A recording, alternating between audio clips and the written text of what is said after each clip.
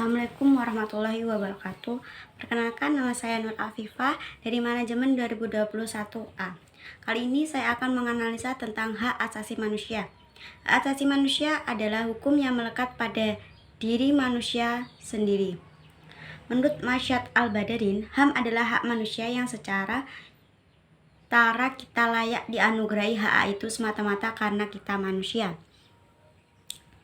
Dan pada Undang-Undang Nomor 39 Tahun 1999, pelanggaran HAM adalah setiap perbuatan seseorang atau kelompok termasuk aparat negara, baik sengaja atau tidak sengaja, mengurangi dan mencabut hak asasi manusia.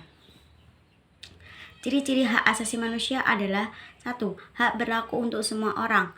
Hak tidak bisa diberi. Dan yang ketiga adalah tidak ada seorang pun yang bisa mencabut hak asasi manusia. Contoh dari hak asasi manusia adalah 1. Hak untuk hidup, hak di bidang hukum, tidak boleh dibelenggu dan tidak diperlakukan keji, dan hak pribadi dan juga hak hidup.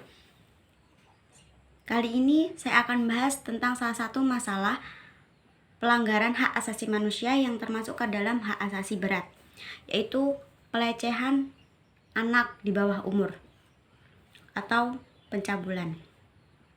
Sebut saja namanya MD. MD ini adalah salah satu murid di salah satu yayasan MR. Dan anak ini itu adalah sudah diangkat oleh AS. Jadi diangkat menjadi anaknya oleh AS. Setiap bulannya AS memberikan uang kepada MD tersebut. Akan tetapi, pada saat MD ini pulang kampung, AS ini memberikan uang sebesar 2.500.000.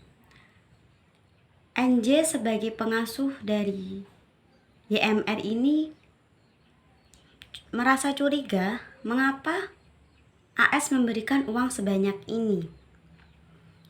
Dan usut kena usut, dari pengakuan MD sendiri bahwasanya dia ini telah dilecehkan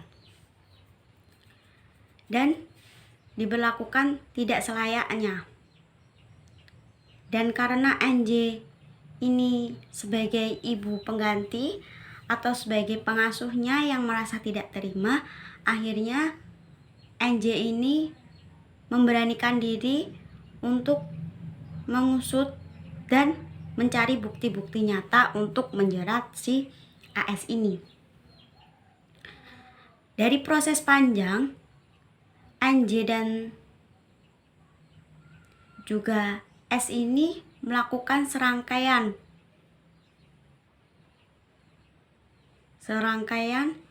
di mana serangkaian ini adalah mencari bukti-bukti untuk menjerat AS sendiri.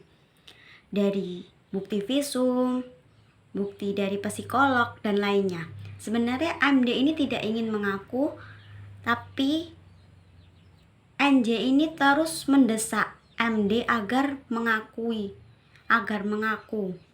Karena umur MD ini masih di bawah umur, masih 11 tahun. Dan NJ mengangkatnya hingga ke kantor polisi masalah ini. Dan kini masalahnya ada di pengadilan. Dan semoga dari masalah tersebut dapat kita lihat bahwasanya mengapa di lingkungan semenuntut ilmu itu, atau di lingkungan YMR itu, atau lingkungan tak itu menurut orang itu yayasan atau itu pondok atau bagaimana yang ada di kota Jawa Timur, seharusnya ada penanganan khusus di mana kita harus mengilah siapa yang akan menjadi ayah asuh dari anak-anak kita. Dan lebih mendalami lagi faktor tentang keluarganya, latar belakangnya bagaimana, agar nantinya tidak terjadi hal seperti itu. Dan juga bisa kurangnya pemahaman akan hak.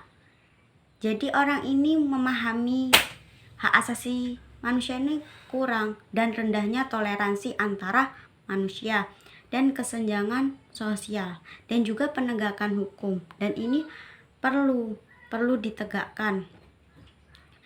Kritik dan saran untuk selanjutnya, semoga hal ini tidak terjadi di yayasan ataupun di pondok pesantren lainnya yang menjadi lingkup di mana kita untuk mencari ilmu. Semoga kita dapat mengevaluasi untuk orang tua di luar sana ataupun untuk kita sendiri sebagai anak-anak di pondok, harus ada dan juga pengasuh, adanya evaluasi dan monitoring. Bagaimana pondok ini atau latar belakangnya bagaimana, siapa ustadznya, dan kita harus menganalisa terlebih dahulu. Dan ada ruang tertutup dan eksklusif di pesantren. Jadi semua itu difungsikan dan tidak ada ruang-ruang tertutup yang hanya dilakukannya beberapa. Terus yang ketiga adalah minta santri untuk berani melapor jika dia dalam keadaan darurat atau sedang dilecehkan. Karena terkadang manusia itu menutupi atau merasakan itu ketakutan.